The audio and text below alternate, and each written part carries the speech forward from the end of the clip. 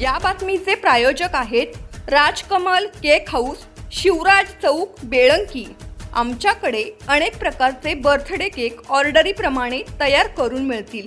तसेच homemade biscuit व chocolates तसेच सर्व प्रकारचे बेकरी पदार्थ मिळण्याचे एकमेव ठिकाण राजकमल केक हाऊस, शिवराज चौक, Belanki. Proprietor Bharatbhau Gaikwad. Mobile number 8600495331 तसेच 8999801624।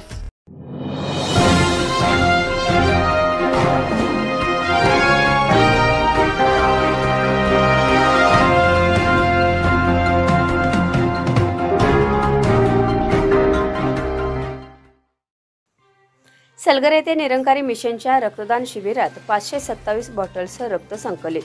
रक्तदान शिबिराला सर्व क्षेत्रातून उत्स्फूर्त प्रतिसाद। पाहूया आमचे सलगरे बेळंकी प्रतिनिधी श्री बाळासाहेब गुरव यांनी दिलेलं सविस्तर वृत्तांत। सलगरे तालुका मिरज येथे निरंकारी मिशनच्या वतीने भव्य रक्तदान शिबिराचे आयोजन केले होते। शेकडो रक्तदात्यांनी उत्स्फूर्तपणे रक्तदान करून 527 बॉटल्स रक्तदान संकलित करण्यात आले। मिरज विधानसभा क्षेत्राचे आमदार माननीय सुरेश खाडे यांच्या हस्ते दीप प्रज्वलन करून शिबिराचे उद्घाटन करण्यात आले। उद्घाटन प्रसंगी लोकनियुक्त सरपंच जयश्रीताई पाटील, बेळंकीचे सरपंच सारिका शिंदे, ज्येष्ठ नेते खंडेराव जगताप, माजी सरपंच तानाजी पाटील, उपसरपंच सुरेश बापू कोळेकर, विजयतात्या पाटील, निरंकारी मंडळाचे सांगली क्षेत्र सेवा दल प्रमुख जगन्नाथ नेकाळजे व ब्रँचमुखी संदीप साळुंके इत्यादी मान्यवर यावेळी उपस्थित होते। विशेष म्हणजे रक्तदान शिबिरामध्ये निवृत्त सैनिक सोनू गिड्डे यांनी आतापर्यंत निरंकारी मंडळाच्या रक्तदान शिबिरामध्ये सहभागी होऊन 107 वेळा रक्तदान केल्यामुळे त्यांचा आमदारांच्या हस्ते विशेष सत्कार करण्यात आला। शिवसेना नेते मोहन वनखंडेसर यांनी भेट देऊन निरंकारी मंडळाच्या कार्याचे कौतुक केले। हे रक्तदान शिबिर यशस्वी होण्यासाठी सलगरे ब्रँचच्या अंतर्गत येणाऱ्या सर्व 7 संगतमधील सर्व महापुरुष व माता बहीणजी यांची मोलाची साथ मिळाली। तसेच सेवादल प्रमुख सागर खोत व महिला प्रमुख शारदा यादव यांच्या मार्गदर्शनाखाली अतिशय नेटके नियोजन करण्यात आले होते। निरंकारी मंडळाचे निस्वार्थी कार्य पाहून आमदार सुरेश भाऊ खाडे प्रेरित झाले व पुढे म्हणाले, एक ह्या कलियुगामध्ये कोणतरी सद्गुरू पाहिजे आपल्याला।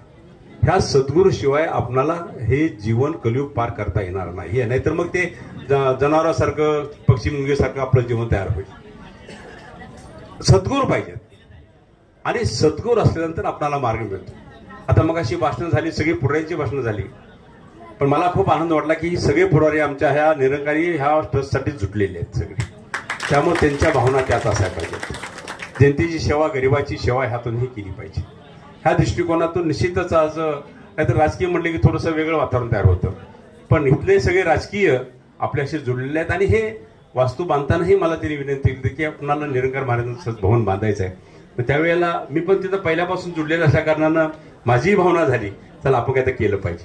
तर त्या दृष्टिकोनातून हे भवन तयार झालं आणि सगळ्यांनी सहकार्य केलं। मी एकट्याने सहकार्य केलं नाही, सगळ्यांनी सहकार्य करून हे बांधलं गेलं त्या पद्धतीने। आज ह्या माध्यमातून जर बघितलं आपण तरी सद्गुरूंची कृपा कशी होते। आज सांगा, सद्गुरूंची कृपा इथं जे मंडपात बसलेत आतमध्ये आहेत त्यांच्यावर झाली, बाहेर रोड चालले त्यांच्यावर झाली नाहीये।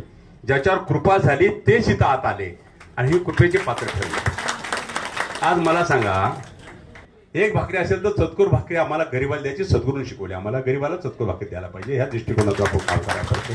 आणि हे निरंकारी महाराज सत्संगचं हे ट्रस्ट असते, हे काम करते। निस्वार्थानं काम करणारी टीम आहे सगळ्या।